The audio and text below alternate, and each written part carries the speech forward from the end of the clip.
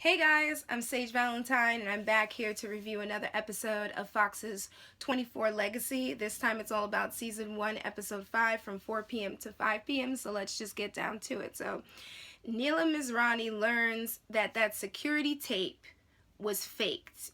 And by faked, I mean that timestamp had been changed to make it look like Neela was involved in some sort of shady terrorist activity.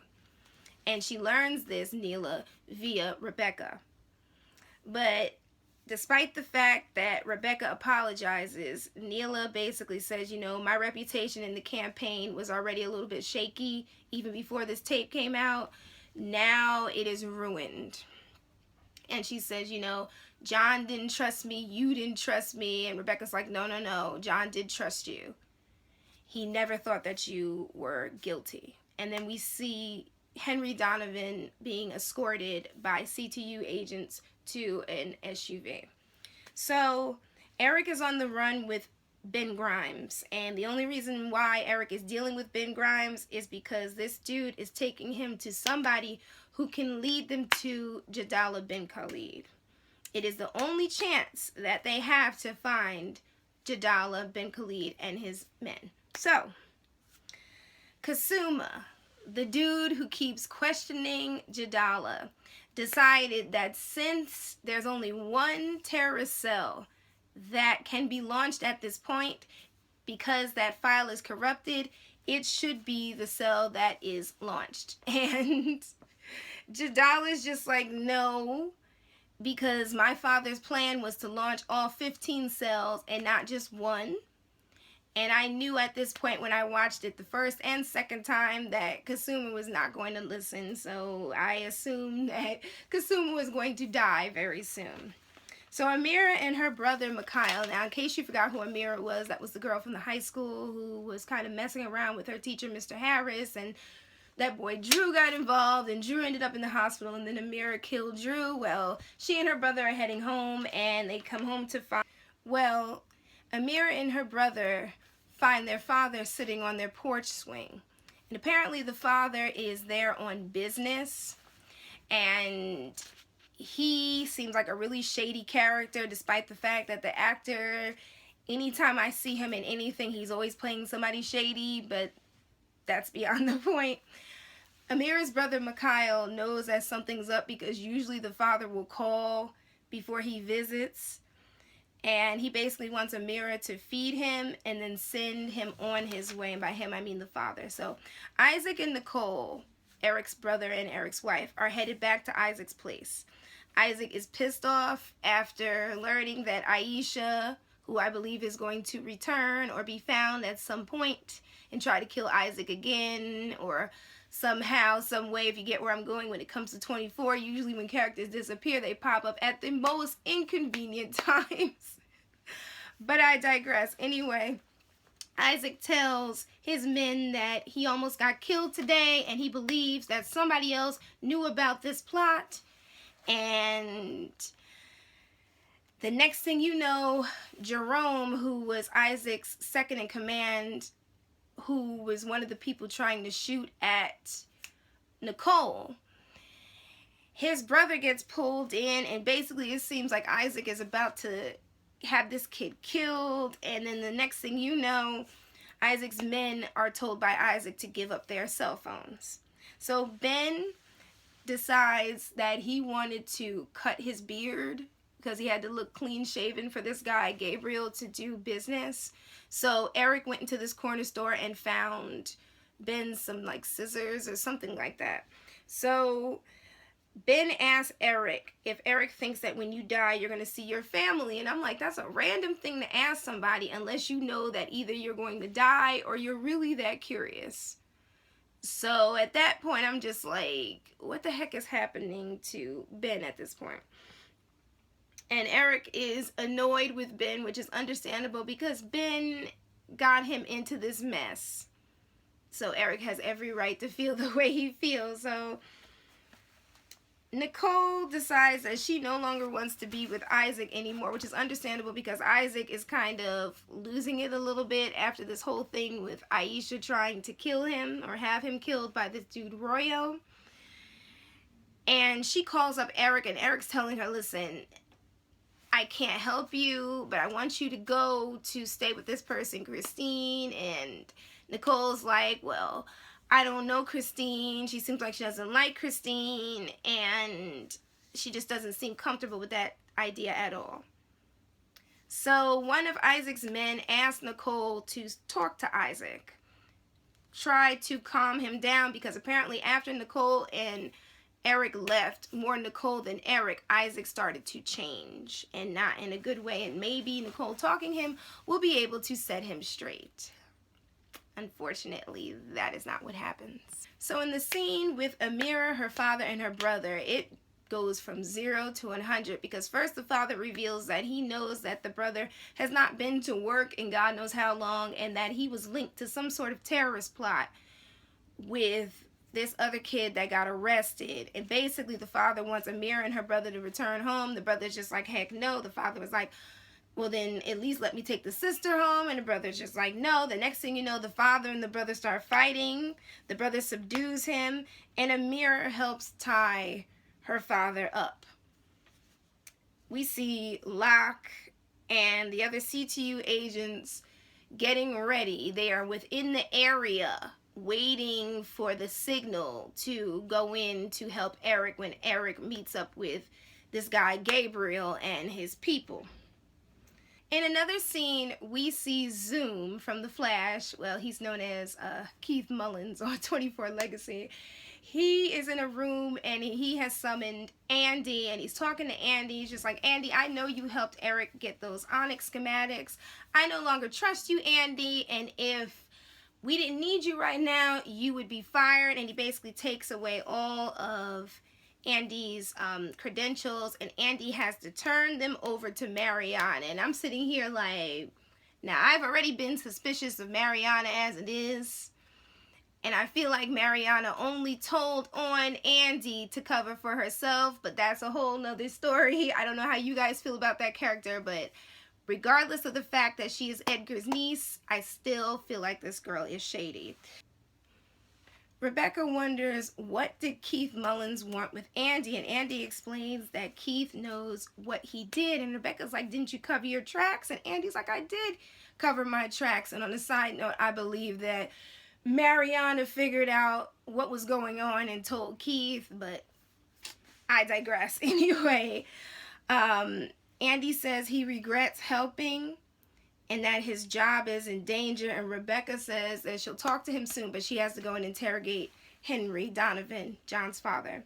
So we see Ben again in the car with Eric, and he's clean cut, and Eric is asking Ben, like, listen, before we go inside, is there anything that you want to tell me? And Ben just kind of says, let's do it. So at this point, I'm like, oh my goodness, what are they walking into? So apparently Ben messed up. This random bald dude says something about Ben coming back, and the guy is surprised as if Ben has screwed them over. I'm just shaking my head like, here we go.